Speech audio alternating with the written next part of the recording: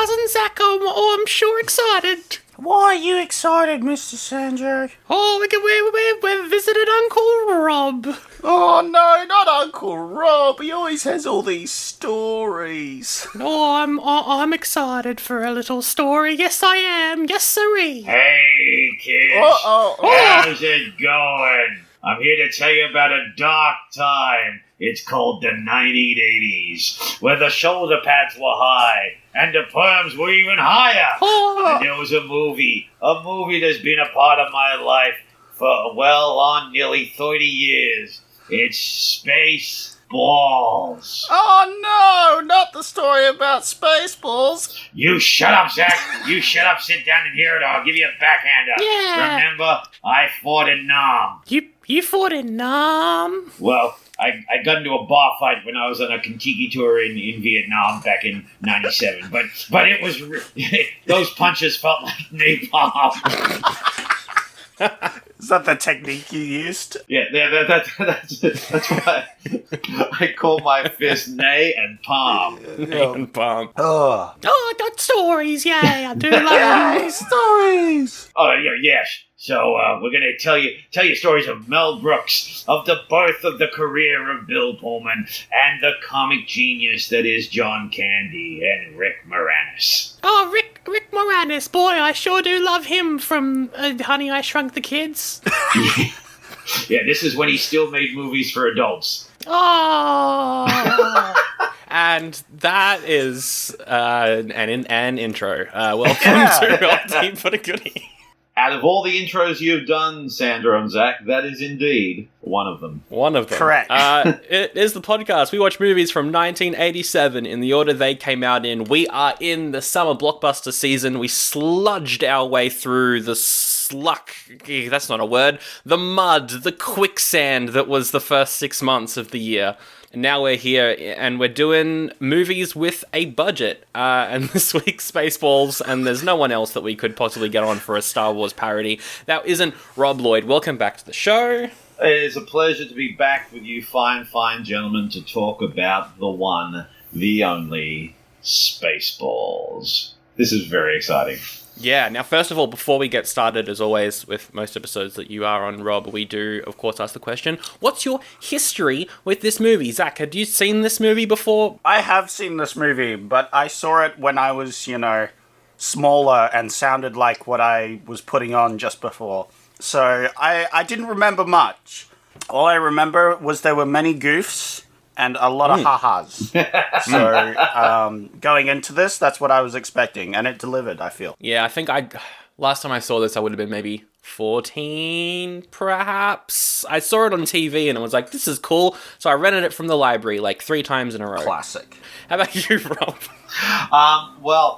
We have to go back to the windswept, stormy year that was 1987, where, good, sound effects are great, where a very young, very naive, wide-eyed Rob Lloyd and his younger brother, David. Oh, yeah. Oh, it's me, David.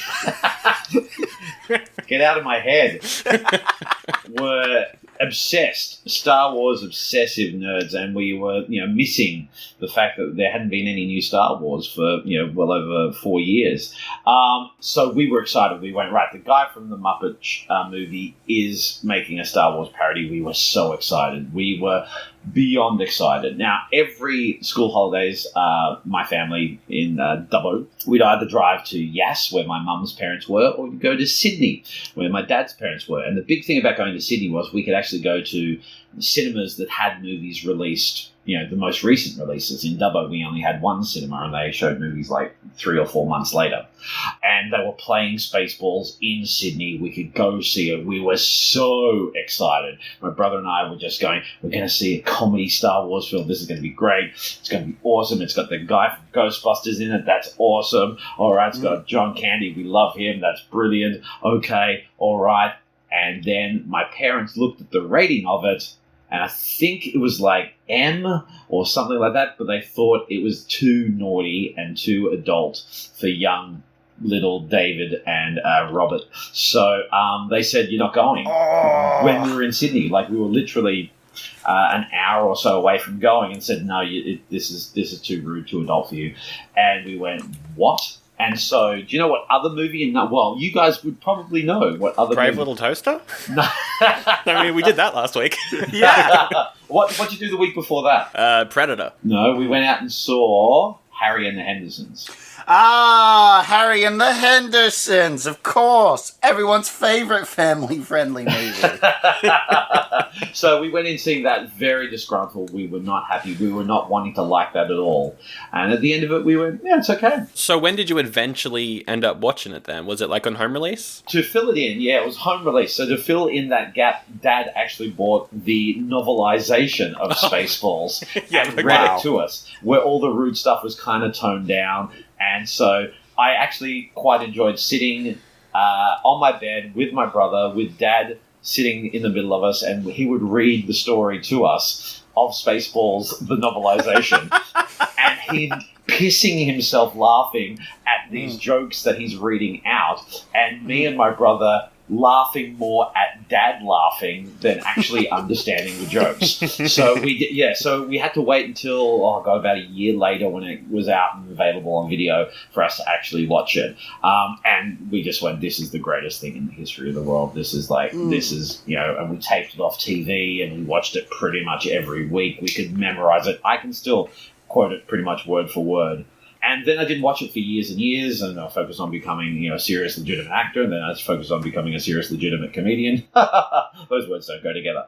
And I remember specifically, I was in a rehearsal in, I think it was 1998, and I was in my musical comedy group called Freefall. We went on to be the Dodge, and we were sitting around. Nigel, Sean, and I were singing songs and practicing our material, and we're talking about, Spaceballs. Remember Spaceballs? That was great. So we had the whole afternoon and evening together. We went out and borrowed it. We brought it back, and we started watching it at my house. And we were at that point in our lives when, so about 19, 20 years old, where we thought we knew everything about comedy and we were comedy snobs, and we were we didn't like it. We were making fun of it for it being so puerile and naive and juvenile and all that type of stuff. And then I shit you not, a stray cat walked its way into my apartment, and the three of us literally played with the kitten for the remaining hour and 10 minutes of Spaceballs, and we didn't watch the rest of it. But rewatching it for this podcast last weekend, I've gone back around and I can warmly embrace Spaceballs close to my bosom. I have had quite a journey, Zach and Sandro, when it comes to the movie Spaceballs, and I'm looking forward to talking with you about it in even further detail. Excellent. Wow. Yeah, no, I'm excited. I think I said last week, Zach, that I wasn't sure if this was going to hold up or not. You did say that. I was confident. I had hope.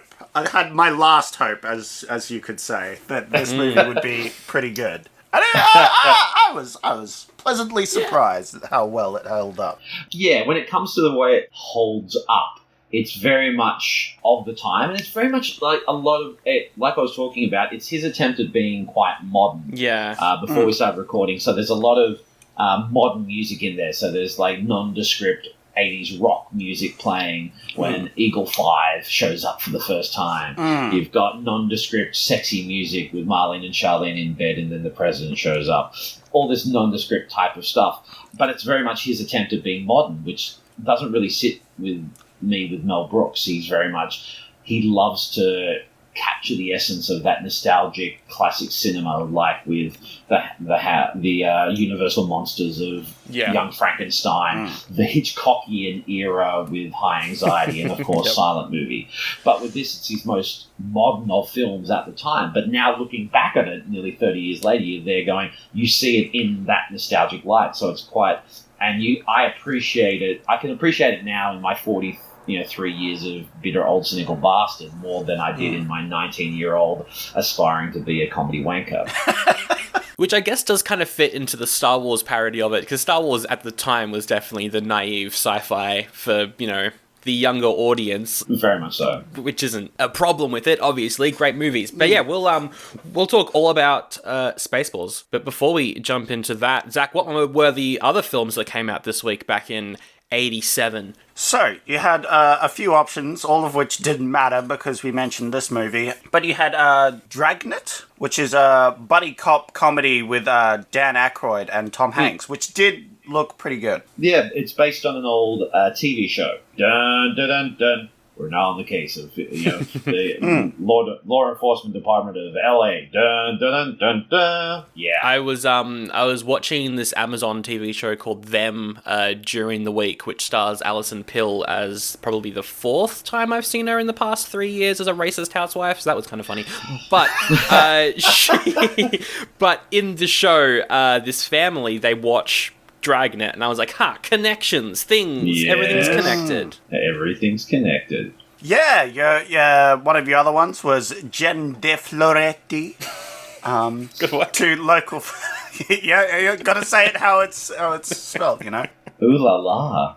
Yeah, two local farmers plot to trick a newcomer out of his inheritance and property. Oh, wow. A man from Boulevard des Capucines. Yep, Definitely close. pronounced that one correctly. Probably fine. We've got no Russian listeners. Yeah. A Soviet Union Red Western about a dude that arrives in the West to show the art of the cinematography. That movie's on YouTube. It's got like 5 million views, and I was like, cool. It's the official movie on YouTube. I'll give it a watch. And the subtitles were out of sync. So I was like, I can't understand what's going on. Just imagine how many more views they would have if the subtitles were in sync. Exactly.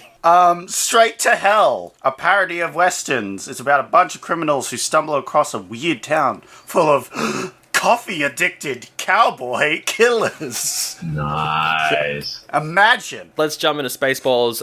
Quite a few credits here, so I'll speed through these. It was released June 24th. In 1987, it is, of course, written, produced, and directed by Mel Brooks. He's done heaps of classic comedies. The Producers, Young Frankenstein, Blazing Saddles, all been mentioned before. He didn't do too many after this. I think Robin Hood came after this, and Dracula. Yeah. He, I think Life Stinks as well came out in the early 90s as well. Yeah, it's the love affair mainstream cinema had with Mel Brooks started to really dip off here, which is a real shame. But I'm glad he found resurgence with the Broadway version of The Producers for sure. Yes, because, he co-wrote the film with Thomas Meehan, who then he went on, to co-write the Producers stage play and the Young Frankenstein stage play.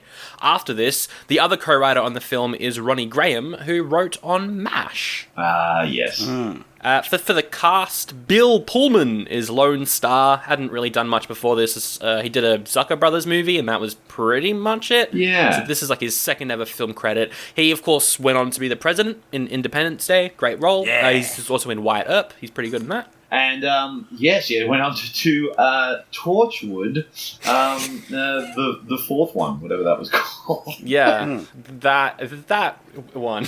Yeah. That one.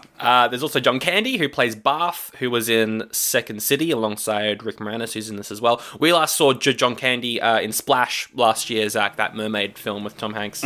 He's very good in it. He's very good in Splash. He is. I liked him in this one for all the comedy relief sidekicks that we've witnessed throughout our years. He was one of the least annoying ones, I have to say. Yeah, he's sort of like very much that persona of Candy in this. He's not really stretching himself. He's not pushing himself. He's just to go, yeah, come on, here I am. This is a good gateway into Candy to sort of like watch him here and going, he's fun, he's affable, he's adorable, and then you can go into the stuff where he really is. You can really see the master of Candy and stuff like Trains, Planes, and Automobiles, Uncle Buck, stuff like that. He's half man, half dog. He's his own best friend. I'm your own best friend. That's good. And his look isn't too complicated either. Like, it's just kind of like he puts on maybe a wig and then this like thing on his eye, and that's it. It's kind of adorable how they kind of strip it right back, and so it's clearly it's just him with a headpiece that's remote control for the ears to move, and the tail is just like hanging out there. It's really simplistic, and it really plays up in the style of it. Rick Moranis in this, obviously. Dark Helmet, probably the funniest part of the movie. We saw him in Ghostbusters, obviously, last year. Between that film and this film, he did Little Shop of Horrors with John Candy. That's probably the most notable film he did between Ghostbusters and this one. Fantastic. There's also Daphne Zuniga. I might have gotten that last name wrong. But she plays Princess Vesper. Before this, she did a John Cusack rom-com called The Sure Thing. After this, just did soap operas. She was in The Melrose Place, One Tree Hill. That's pretty much all that she did. Did you just call it the Melrose Place? Did I say the? You said the Melrose Place. Did you find that out on the Google? The Google? Yeah. You can watch some clips of it on the YouTube. The YouTubes, yes. There's also Joan Rivers as Dot Matrix, the robot, obviously a pioneer of comedy from the 60s onwards, and aside from that, it's just a bunch of smaller roles. Michael Winslow from Police Academy is in this for a bit. Yeah, he's great. Dick Van Patten from Soylent Green is in this, which is great. And then obviously John Hurt plays his character from Alien in one of the best scenes in the movie. Not again. Dom DeLuise does the voice of Pizza the Hutt. That's all I wanted to know. I wanted to know who the Pizza the Hut was. Well, now you know. The great Dom DeLuise did the voice. And how much did he get paid for that role? I think he would have got paid in pizza. Hell yeah. 56% on Rotten Tomatoes. Audience score is 83 though, so pretty big split there between critics and audiences. The main criticism at the time was, it's been 10 years since the first Star Wars film. This is a bit late, isn't it? Yeah. Little did they know. That's the thing. Like, I was 9 at the time. I'm just there going, I didn't feel that at all. All those film critics going, oh, it's 10 years since the original. What are you doing? Come on. And I'm going, finally, come on, let's do this. Let's go out and see it. I wasn't worried about timing at all. Oh, it also won Worst Picture at this Golden Raspberry Wannabe Night thing that lasted a couple years. Which, I mean, compared to half the stuff we've seen in this year, very undeserved. Yeah. Yeah, that's a bit harsh. There's, maybe because it was aiming high and did have quite a budget behind it. And we're probably going to talk about this a bit later. So I'm sorry if I'm cutting your rug, as it were, Sandro. But Mel Brooks had to parlay and work with Lucas on this just to get the rights and see if it was okay, and if so Lucas wouldn't shut him down. And so Lucas was kind of watching the process and actually helped out with the special effects, with in a supervisory type of role. So because the effects are pretty good for the miniature work, you're there going for something that didn't have the budget of Star Wars. Like, there's some really effective stuff in there, like the introduction of Eagle 5, the opening shot of the ship, although it doesn't have that uniqueness of the ship design of Star Wars. It just looks like a generic spaceship. But yeah, there's some really nice model and effects work that holds up in that quaint type of 80s nostalgic way. That's what I was going to mention. But yeah, it cost $22.7 million, which is quite expensive for a parody movie. I think most of the ones at the time, it would have been like Zucker Brothers stuff, which was maybe pushing 5, barely. And especially with Brooks's films, he doesn't need to spend that much money, especially, it's all looking like I said, films from a bygone era. So this is a lot of money on costumes and sets and props and makeup as well. The makeup is quite cute. And so... Yeah, so 22.7. I've only got the US box office numbers, but what do you think it made? I'll go with Zach first. 22.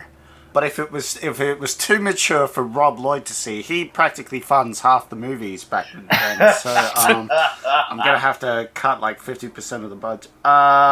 I'm going to go with 125. 125 mil. Okay, how about you, Rob? So it was, how much was the budget again? 22.7. 22? I don't think it made that much, actually. So I think it made around about probably 30 million. Ooh. It made $38.1 million. Oh, Yeah. I think you're right. Maybe the rating was a little bit too mature for the money-making kids that wanted to go see it like they would with Star Wars.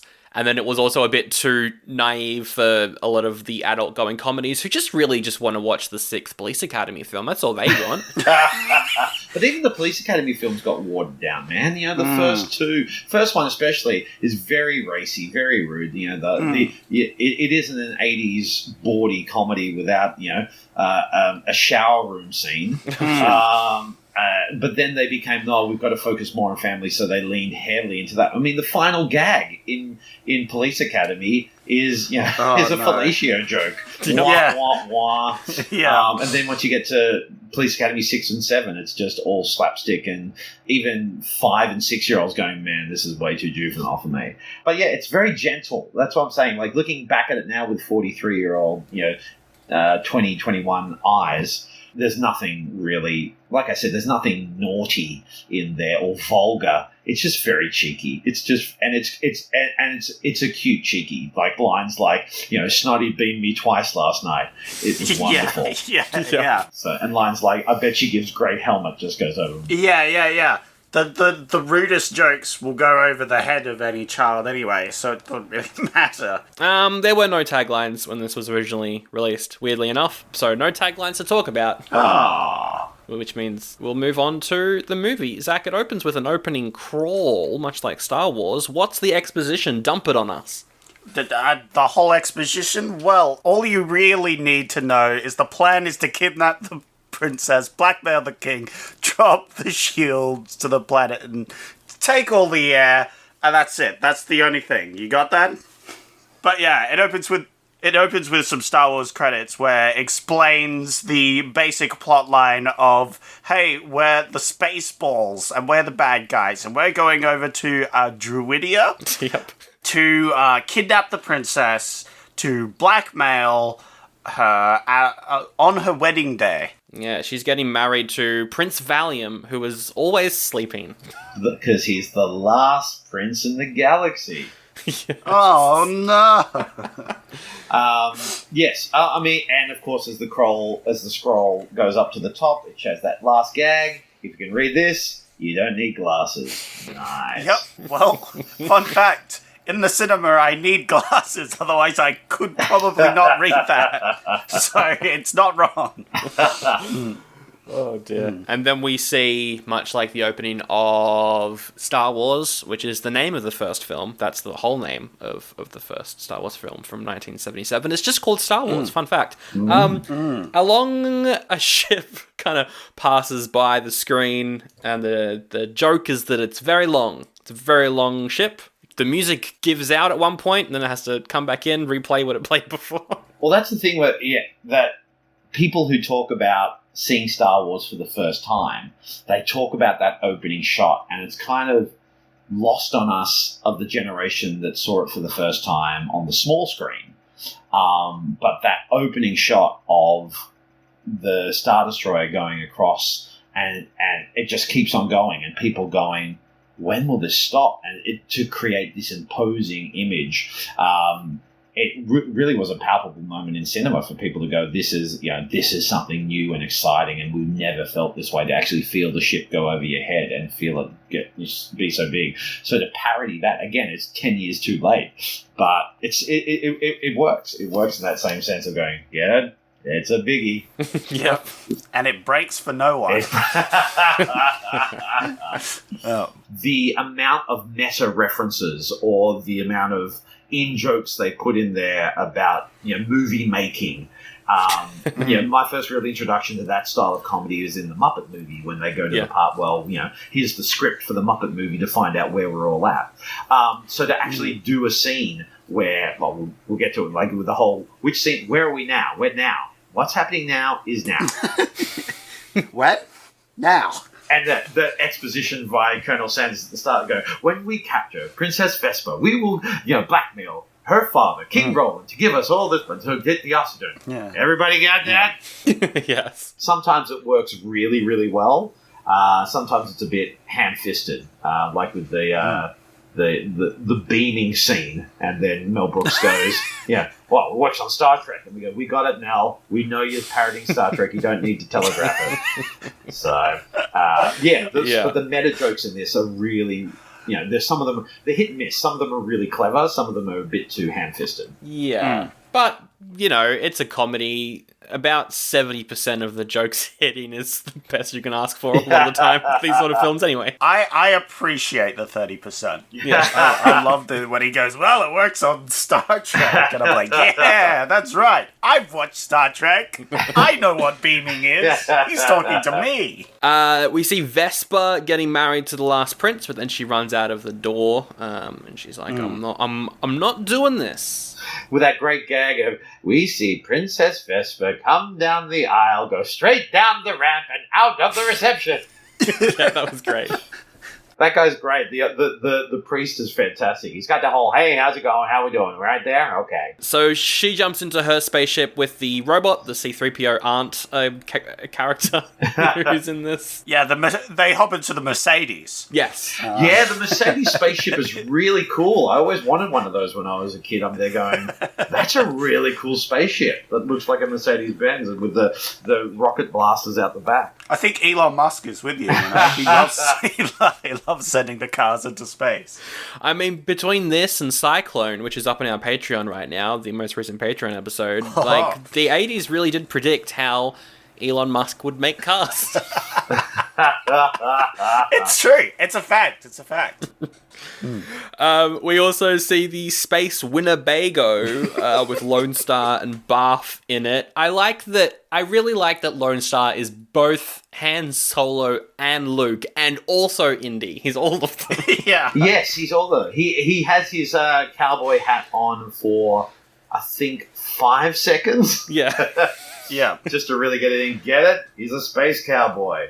But yeah, Pullman's good in this. Pullman's very good. You can see why he became quite a star. He's got a lovable charm about him, and he's sort of like, he's playing the whole 3-day growth type thing, but there's a tenderness to him, which is, it's a hard balance to get, but he gets it really nice. Yeah, because like a lot of the time with parody movies like Spaceballs that directly rip off one particular movie, I always find that the cast are just kind of cast to look like the original film. Yeah. And that's almost the case here with some of them, but with him, he does look a little bit like Ford, but also, yeah, no, it's quite well done, and you can definitely see how he did have a career after this, unlike a lot of other comedian parody cast members from stuff like Scary Movie. And he plays it down the line, you know. There's not he plays the straight guy. He gets some funny lines in there, but he's playing it as a role. He's not there going for the gags. He's not there going for the to put a bit of extra pepper on that punchline. He brought the most important thing of the parody, which was the lovable rascal aspect, I feel, and that made him feel like he was a parody of the Luke and Indiana Jones and Han Solo, all cowboys that have ever existed ever. You could feel that sort of energy coming off him, which was very important, I felt. Yeah, definitely. In this moment, Zach, he does get a phone call from a particular villain of the movie. Yes. My favorite villain. Pizza the Hutt. I love it. I love that he got called out by the robot, and then it just pans to this blubbering, cheesy pepperoni mess that is called Pizza the Hutt. It looks absolutely disgusting. It's so gross, and it's such a dumb joke, because it's like Pizza Hut and Jabba the Hutt, and I was like, I actually like the makeup they do on the Vinny character. Yeah.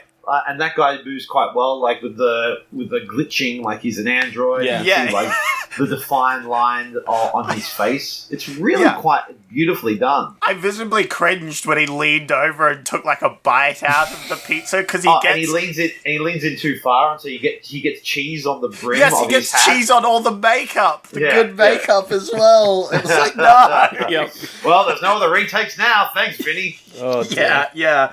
Oh my goodness. It was not. I haven't seen this movie in a long time, and I did not remember this at all. So it just came out of the blue, and I was like, what is going on? Oh my goodness. I think you can almost see the chin of the guy inside Pizza the Hut Yeah, as well. no, you definitely can. You can definitely see it. It was, yeah. Oh, jeez. They've got to pay him $1 million. 1 million space bucks. Thank you That's very right, much. Spaceballs. Space bucks. Very important. We then cut to Princess Vesper, Aunt Dot is telling her a bunch of things, but she can't hear because those giant, like, Princess Leia, like, side of the head buns she's got on are their headphones. They're noise-canceling headphones. No, they're hairphones. They're headphones. Headphones, they're great. I wrote that down. Hairphones. I'm a comedian. We then also see, the president of Spaceball. We get the line, of course, with Snotty. Snotty beamed me up 2 times last night. Yeah, it was wonderful. I like that Snotty is just the Scottish guy they've got on the ship as well. Yeah. Yeah, lock 1, lock 2, lock 3, lock Lorland. Very nice. Yeah. Very good gag. Yeah. Good jokes. I liked when he said Star Trek because then it made Star Trek canon, and later on the guy does the Vulcan neck pinch but does it wrong. So they've clearly watched Star Trek in this universe, right? The amount of verses within this multiverse is, you've got Star Wars, you've got Star Trek, you've got Planet of the Apes. It's all there. Yep. But my question is, which movies have they seen and which movies are just happened to be in this movie? That's the real question I have. Well, if we remember the moment when they pull out Spaceballs, the video, the movies they have watched are just all Mel Brooks' previous work. Mel Brooks as well. Yeah, of course. The most important movies to go watch now in your cinema. Yeah, the joke with him being beamed backwards so that his head's on backwards doesn't... I don't know. It's probably the first joke in the movie that fell flat for me, but it's also still funny enough. And it's that whole, what do you do with no money at all? It's just that clever little. I mean, it's a stupid gag. It's in the 30% that Zach celebrates. Absolutely. But it's that whole case of, we can't. We don't have the special effects budget to do a whole thing of his head on back to front. So let's just put Mel Brooks in a back. Wear a suit backwards and then pad his crotch area to make it look like a huge ass. That was really the piece de resistance where he pointed to his ass and was like, why didn't anybody tell me my ass was this big? And then everyone in there laughs. Ha ha. The president's head's on backwards. Ha ha. You're basking in that 30% right there. Yeah, that was me. That was me. I was like, ha ha. Oh. The cringe is real. But if you want the cream of the crop, then you get the next moment where Rick Moranis tells all the people to shoot at Princess Vesper's ship. But they're always missing. And he's like, why are you missing? Why aren't you shooting at the nose? You're actually shooting at the ship. And we see that all of the people are cross-eyed. He's an asshole, sir. What? I know he's an asshole, but what's his name? That's his name, sir. Asshole. Major asshole. Gunner's mate, first mate, asshole. Who made him a gunner? I did. He's my cousin. How many assholes we got on this ship? Yo! As a kid, I love that joke because swearing makes things 100 times funnier. And have I really evolved from that? No. I knew it. I'm surrounded by assholes. It's that naive, juvenile, 12-year-old boy giggling, going, he's crossing his eyes and he's called asshole. Yeah, it's kind of Monty Python-esque, that whole sequence as well. It kind of reminds me of a Monty Python sketch. Yeah, there's some good, Monty Python-esque scenes that happen in this movie, I feel. Like the movie tape where they're watching the movie. I feel like that was also very Monty Python-esque. It's very much taking you out of the narrative to comment and be conscious of the fact you are in a film, which Brooks never really did. He has those moments like in Young Frankenstein where he goes, your hump has moved, I have a hump. But it's very much a case of, it's like a moment looking to the audience to break out but then back into it. Whereas there are whole sections where the characters are referring to the fact that they are in a movie. Oh, I turned off the movie! Oh, no! You turned off the whole movie! Oops. Put it back on now! Oh, yeah, and we have to pay respects to the guy who died on set as well. The boom mic guy who got chopped off in that scene. R.I.P., man. Your sacrifice was not in vain. I hope he was mentioned in the in memoriam at the Oscars. Yeah. And have his death in slow motion in black and white. Yeah. I like the genuine pause from Sandra and I going, what the fuck? Yeah. And then we went, oh, Zach. So, the king of Druidia, he calls up Lone Star and is like, I'll give you $1 million if you save the princess. $1 million space bucks. In space. But please, if you could just save the Mercedes. If there's any chance, could you save the car? Yeah, it's good. Yeah, and he goes over to rescue Vesper. She's in the tractor beam though for Dark Helmet's ship, and so he has to jam the ship. That's another really for me as a kid. When I was a kid, I loved it. In my wanky teenage years, I went ugh. But watching it now at 43, I went, oh, that's cute. That's a cute, funny, cute gag. It's nothing clever. But you're allowed to have that, and seeing the special effect of the big jam jar, and they had to put jam on the lid just to make it clear for you. It was so in your face. This is such a dumb joke, sort of thing. You know, it's like they hammed it up so much. Yeah, but it comes out of left field as well, which really helps it. All right, we're jamming the radar, and then you just see the in space slow-mo this jam jar slam into the radar. It's good. When the radar gets jammed, the person whose reaction we see to this is Michael Winslow from the Police Academy films that we have been going through all this year. I recognise those beeps and bops. And the sweeps. And the sweeps, of course. Can't forget the sweeps. It's funny. He's funnier in this scene. He's more funnier in this scene, rather, than he is in all of the Police Academy sequels we've watched. He's great. He's great in the first two. Yeah, that's what I was going to say. Yeah. But the moment... What I love is when he does the voice of him speaking through the comm. Sure. Yep. Happy here, sure. And then, so you don't need that. And he puts it down and goes, the radar. It's dumb. It's dumb and it's funny. And so then Rick Moranis grabs the thing and rips it off its thing so he speaks normally. It's funny. It's a funny, silly voice, and he can do funny, silly voices as well. And it's that whole old gag of, the guy getting frustrated. It's like Kermit gets frustrated at Fozzie and goes, "Will you get out of here, guys?" He does the exact. It's what Rick Moranis is doing. That same thing. Yeah, it's great. Yeah. Because in the Police Academy movies, I feel like his jokes get dragged out far too long in the later movie. Like, we've seen him in the first one, he's seen him in the second one, he's done these things, he has his bit, and it's really good. And then in the later ones, we see him do it again, and we've already seen it in those first movies, and he does it for extra long because they need him to pad time because he's the only funny one. Yeah, there's cute moments like in the first one, like Mahoney's feeling dejected because I think he's going to be kicked out and stuff like that.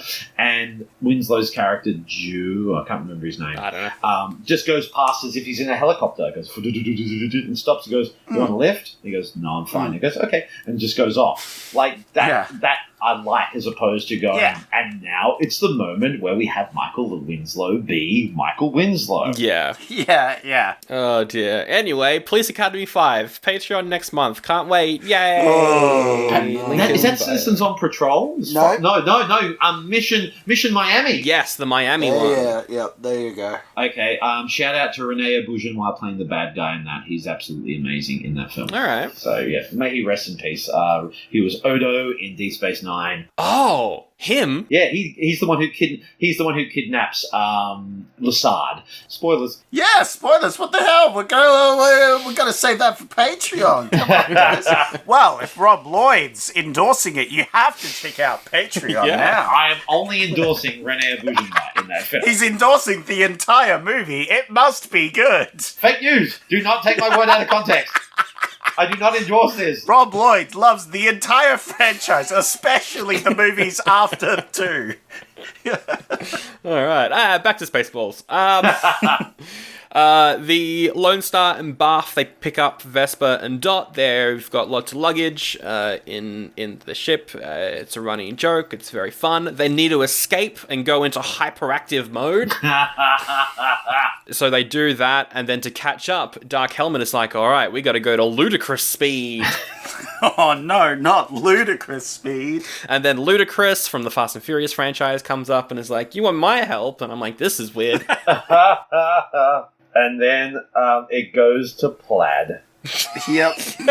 they go to Plaid. That scene when they do the emergency stop and Moranis goes headfirst into the front of the ship and he comes up and his helmet's all caved in and his reaction when he's there going, fine, how have you been? Smoke if you got him. My brother and I used to copy that all the time. We found out when you're at that age of 9 and 10, you're going, you can pretend to be a movie character who falls off screen into a mat by just falling on the couch. So we'd just stand up and go, smoke if you got him. And fall on the couch. And we'd laugh. We would do that for an hour and a half. And that, remember the days when you could just do one gag for an hour and a half and it would be fun? Oh, that's right. I still do that. Yeah. I personally liked how the break said never use because they don't break for no one. Yeah. They don't break for nobody. Exactly. Meanwhile, the rest of the crew is having to stop on a desert planet. Wow. Original script, am I right? Because they're out of fuel. Shouldn't have put $5 in the tank. Yep. I particularly like the crash scene is done quite well. And there's that shot head on with it coming over the dune and it hits the sand and the sand sprays onto the screen and the Winnebago comes to a halt. That's actually a really impressive shot. It's shot really nicely, wide angle, low, and you see the size of the Winnebago, the immensity of the crash. It's actually a beautifully shot scene. I was watching it going, that's really well done. Yeah. There's some moments where I went, this is actually a good scene. I liked the scene where they exit the Winnebago and are walking across the dunes and you just got Lawrence of Arabia style music playing. Yes. Yeah. Very funny stuff. And then, while that is happening, while they are trying to find some people to give them fuel, we then get Dark Helmet and crew. They're like, we don't know where they went. Guess we're going to have to watch the movie and find out. Oh, it's a masterpiece. It is and then to have it get to the point where when will then be now soon, and Dark Helmet is just completely lost. And then goes, who, what, when, who?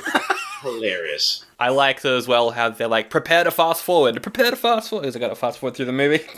Yeah. Fast forwarding, sir. It's a fantastic scene, really well done. And that gets followed up by the crew walking through the desert, and one of them's like, water. The robot's like, oil. And Princess Vesper's saying, room service. Yep. They pass out, and the Jawa parody shows up. I wrote down in brackets, is this problematic? Yes. I think it is. The ding dinks. Oh, the little dinks. Oh dear. They take them to an underground cavern, which is the Temple of Yogurt. Don't forget the most iconic scene, the Virgin alarm. Oh yeah, that happens. Yeah, don't forget about that. That was my Virgin alarm. It was meant to go off before you do.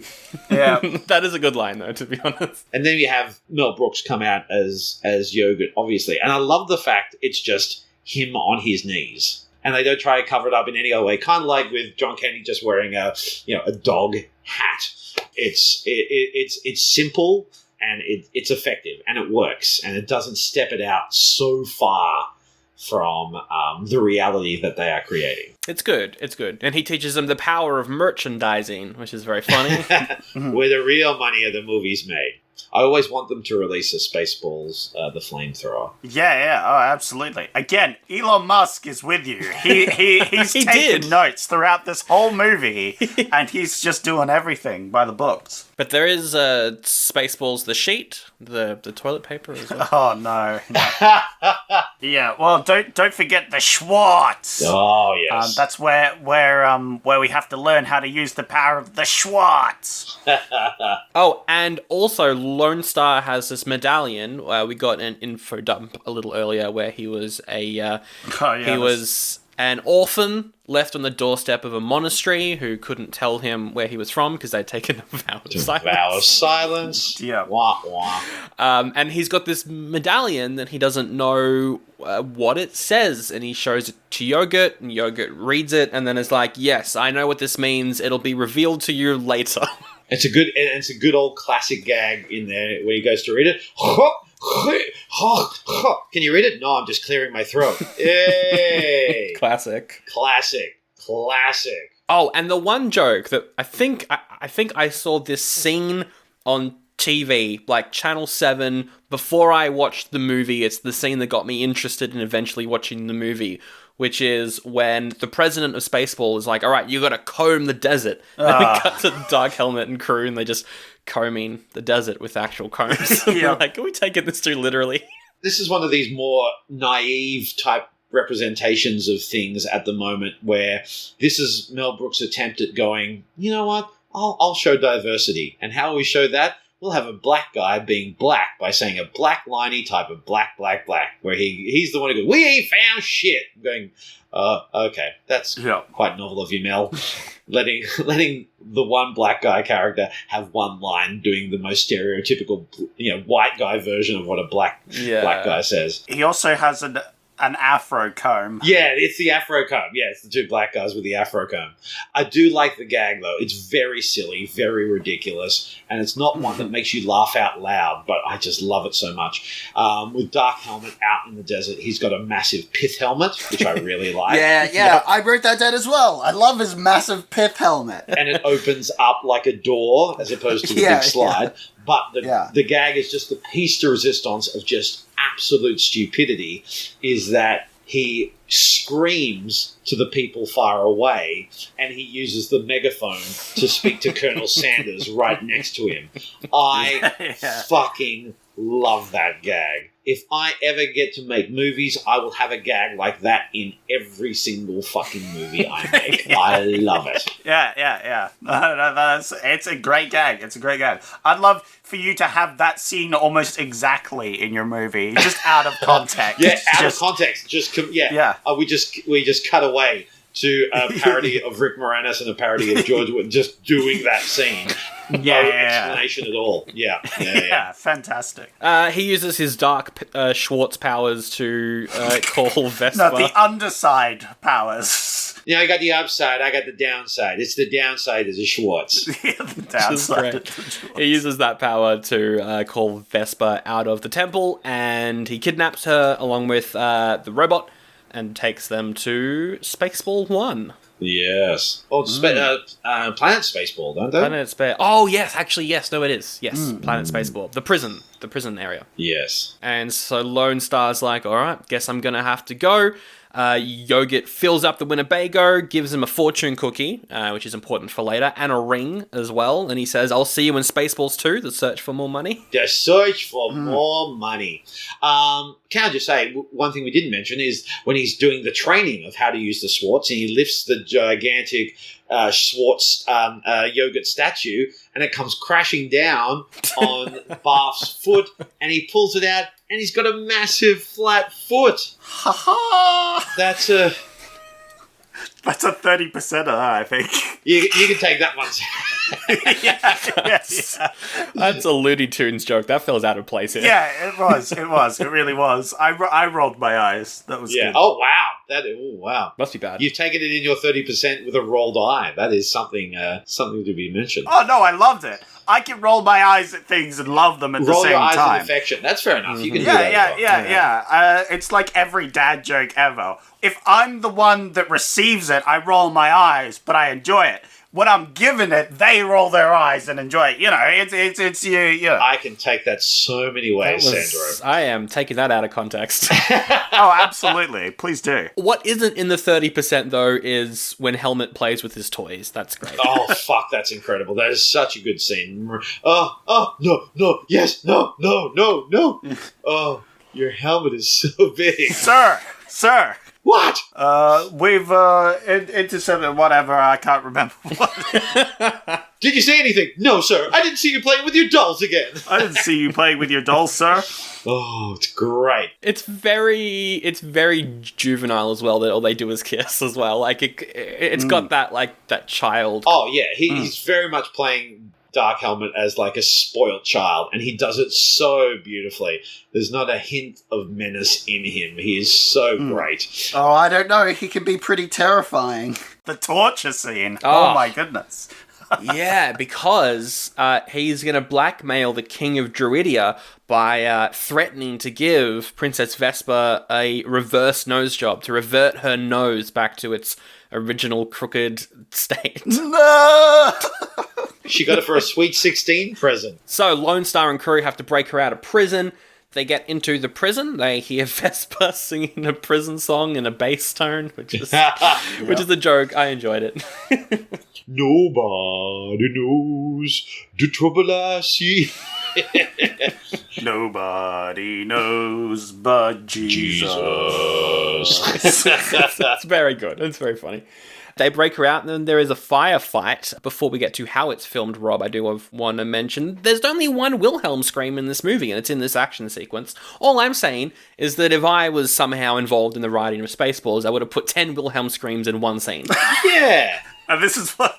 Oh, in one scene. I could see that. Just one action sequence. All of them just go... "Ow, ow, ow, ow." That's probably been done in another parody movie, but, you know. I do want to mention the great gag. It's another meta gag that's done beautifully well. Is the whole they capture the stunt doubles instead. Yes. And it's got a cameo from Stefan Tobolowsky, who is a character actor. He was Ned Ryerson in Groundhog Day. He's the one who goes, Ned Ryerson, Phil. And he's also in Sneakers, and he's done lots of other stuff. He's in the earlier seasons of Glee, and he shows up as the rather effeminate cab. Turn around, please. Oh, yes. Yeah, he's good. He does a great little cameo in there. But what I want to talk about is the scenes of them like running through the corridors, the Spaceballs troopers coming in and lining up. It's all shot low angle, wide lens, and it's shot like the scenes in Star Wars when they're running through the Death Star. Yeah. It's shot beautifully. So I don't know if Brooks shot that or if it was second unit or whatever. But it's a beautiful little tribute because it's done for real. Like, you know, when they go, let's go, trying to get through there, the door is closing. It's not shot for laughs. You're laughing at it because it's a homage. It's a tribute to that. It's shot really well. Those and the fight scenes and the shooting and like I think is the Wilhelm scene done when he shoots the guy in the ass? I don't know. Something like that, yeah. Yeah. Or maybe with the Vesper doing her Rambo scene, which is fucking amazing. That's also a great moment. And again, that's a moment from sort of like of the 80s going, well, wouldn't it be funny to have the woman be the action star? And then we'll do a gag of not bad for a girl. But, you know, that's it. Go to the Alien franchise if you want to. Exactly, yeah, which is ahead of its time. But yeah, so it's just like, it's shot really well. That I will not have a word against it. I'm going, this looks really good. The low angle, wide lens shooting of that scene is really well done. So if Brooks was behind that, well done. If he sort of like deferred to second unit, it's really clever. All right, we're almost at the end of the movie now because Spaceballs have found out the code for the air shield. Oh, I can't remember what the code is, though. I thought I wrote it down, but I can't remember. Oh, Sandro, do you know what the code is? Yeah, can you remember it off the top of your head? It's a hard one. Is it 1, 2, 4, 3, 7? Okay, no. Okay, we'll sound it off. Yeah. I'll start it off, then Sandro, then Zach, okay? All And the code is 1, 1, 2, 2, 3, 3, 4. 3. 4, 4, 4. 5. 5. 5? 1, 2, 3, 4, 5.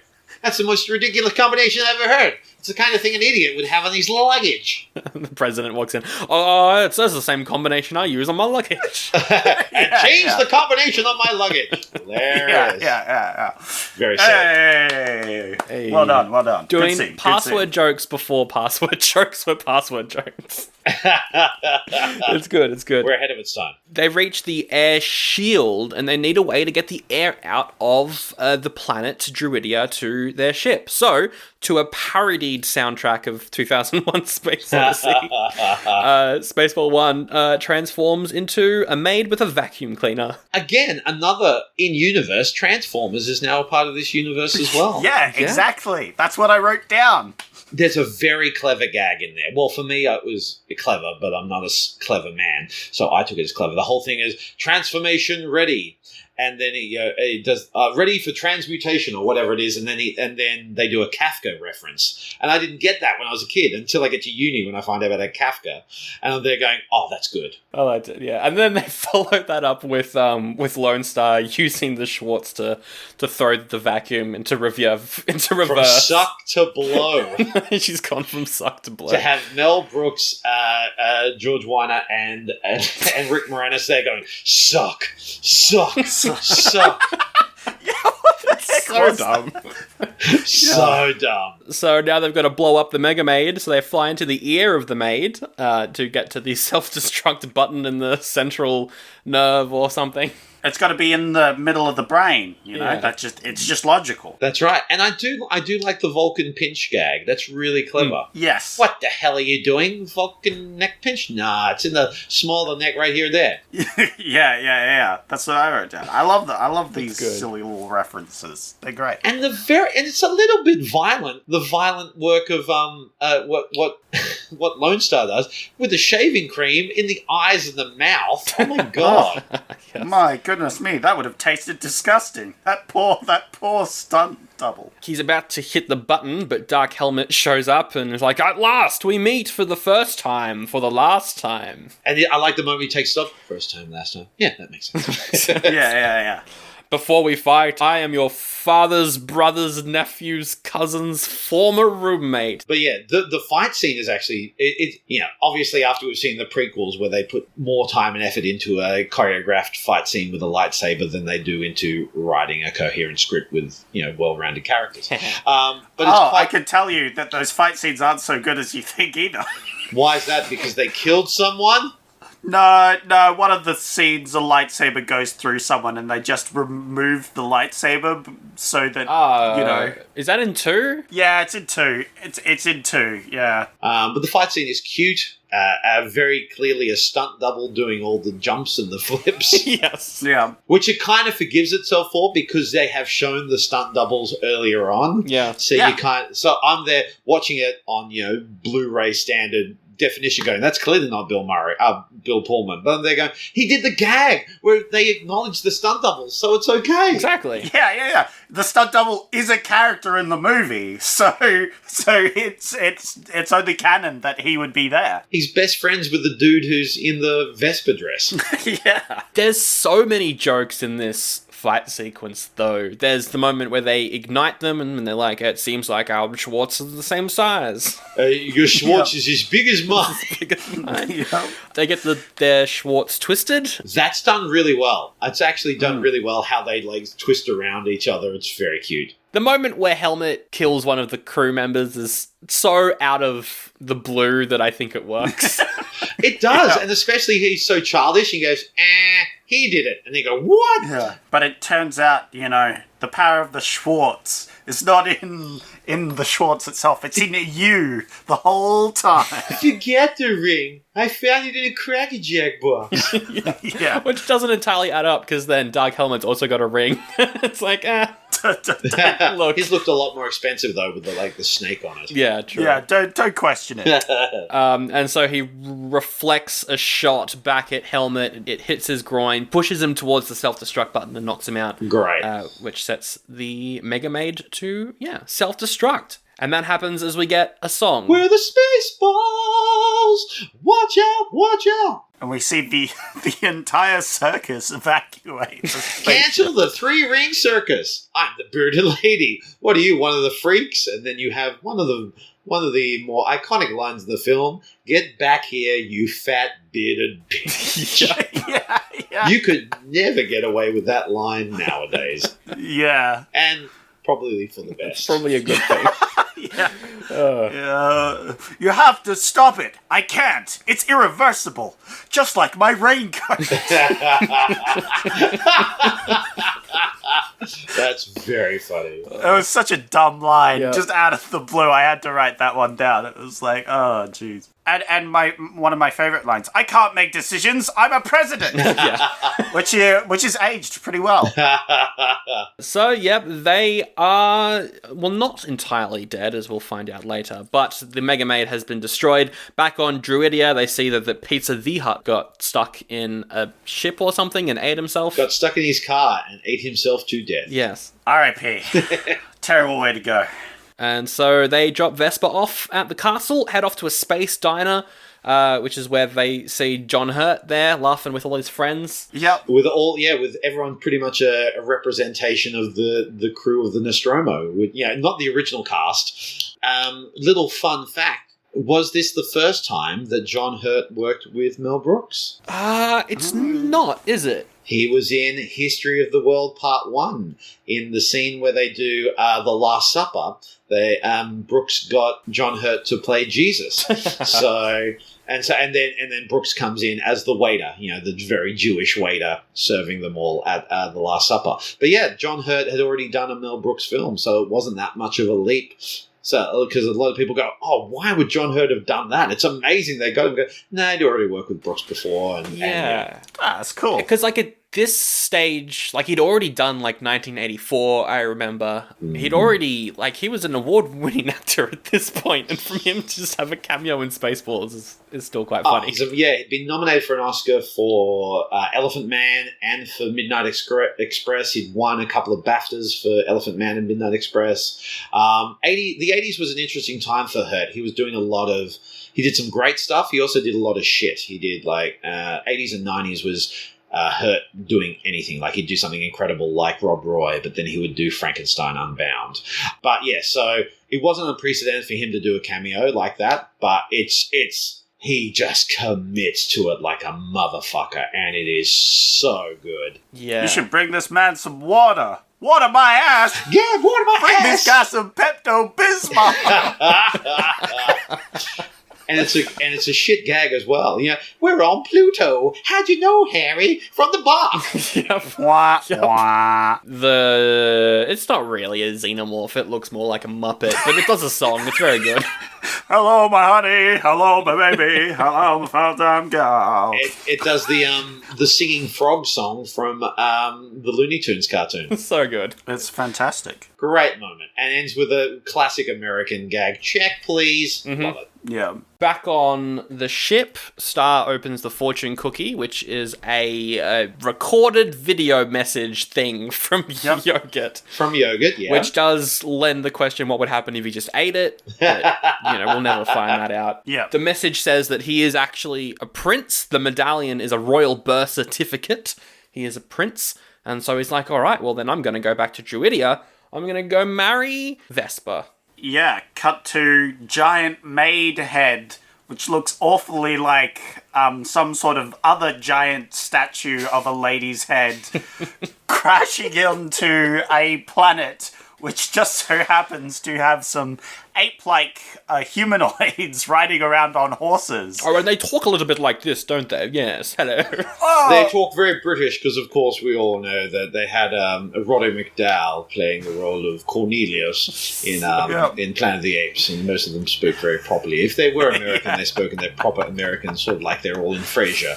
I'm not sure. I'll have to check, but the makeup is amazing on the apes. it looks exactly the same, almost. It's incredible. Spaceballs? Oh, shit. There goes the planet. Yeah. That's great. Then, it ends with Star and Vesper being married, and that's the movie. That's Spaceballs. Yeah. That is Spaceballs. Now it's the time where we rate things. Is this an oldie or is this a goodie, Zach? What do you reckon?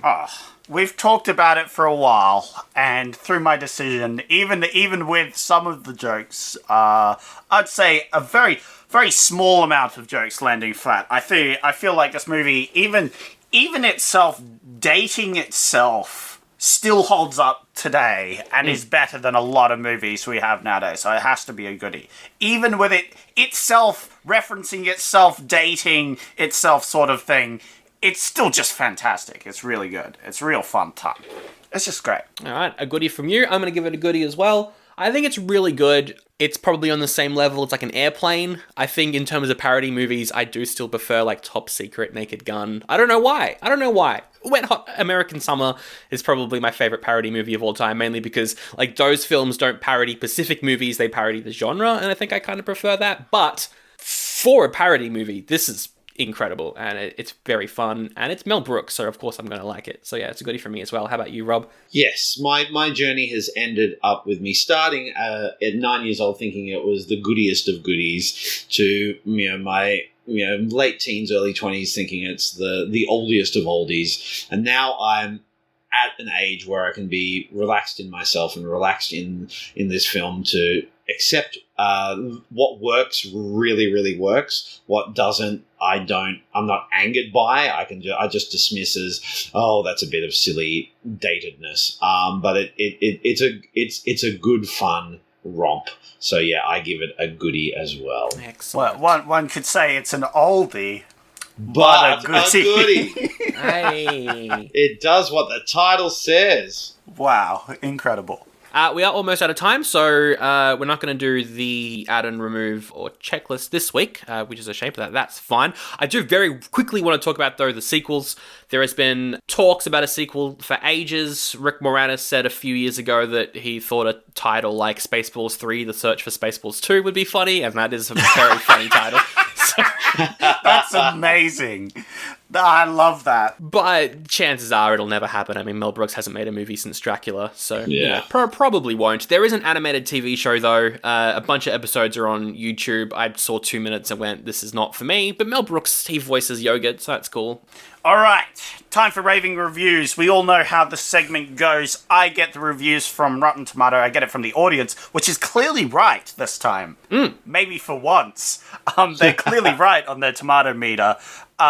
So we obviously have to have some really good reviews this week. The way this works is you have 0.5 to 5. You gotta guess what score it is. I'll tell you the review. Are we ready? Let's go. Hayden, he says Spaceballs is a hilarious parody of the Star Wars movies. 3.5. Ooh, 3.5, alright. Yeah, I'll give it 4. You get 4?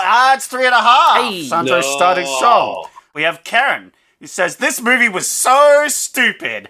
I don't understand any of it, much like my husband can't understand why I'm always mad at him. I married him 6 years ago and he still never once made dinner for me. I always make dinner, I always clean up, I always do everything around the house. And what does he do? Nothing! Jesus. When I was little, my father would always help my mother in everything, but Jerry doesn't help me with anything. I deserve Jerry. better. Goodness. Whew, which is the longest review I've read on the show. What do you guys think? I'll give it a 1. You'll give it a 1? Yep, that's very fair. 5 out of 5. I don't know. 5 out of 5. It's 1 out of 5. Okay. Rob Lloyd gets that Hey. point. Speaking of a good review, we have one from Alessandro. Hey, or It's yes, it's full of stupid comedy, but sometimes that's exactly what you need. nice. I'm gonna say it's probably a 3. I'm not gonna go too high. I'm gonna go 3. I'll go 3.5, yeah. It's 3 out of 5. Ooh. Clearly Alessandro and Sandro. I wrote the review. It's yeah, that makes sense. We have Tamara, who says, love James Bond movies. What? Yep. Did she get this confused with Moonraker? Yeah, maybe. I don't know. 4. 3.5, I guess. It's 3.5. Hey. 3.5. Hey. Wow, Sandra's killing it this week. Yeah. And we have another review from a suspiciously named person named Zach, who says, I've seen this movie a couple of times, and it's so stupid. Yet I understand the stupidity. I still don't know whether to hate this movie or like this movie. I guess I'm stuck in limbo. It's got to be 2.5 then, right? I'll go 3. It's 3 out of 5. Yay. Rob Lloyd gets this one. All right. We have Christopher, who says, best comedy ever 80s classic. 4.5. I'll go 4. It's 0.5. Very clearly. What?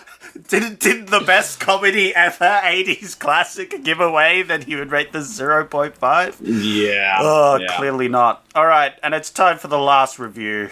I'll finish it off with Random Whiterun, which I believe we've had this reviewer before. Okay. Actually. Second time on the show, Random Whiterun says, Star Wars, but better. Oh. Oh. Wow. 3.5, I'm going to say. 3.5. Okay, I'll try 4 again. It's 4! Rob gets the points. Tying it up, 3 points each. 3 points each. Wow, well done. Well done. Well About done. that. Well, that is the episode right there on Spaceballs. Rob, thank you so much for coming on the show as always. Plug your stuff, plug your socials, plug the shows you got coming up, because I know you've got some. Thank you very much for having me on. Coming up soon, we will be doing...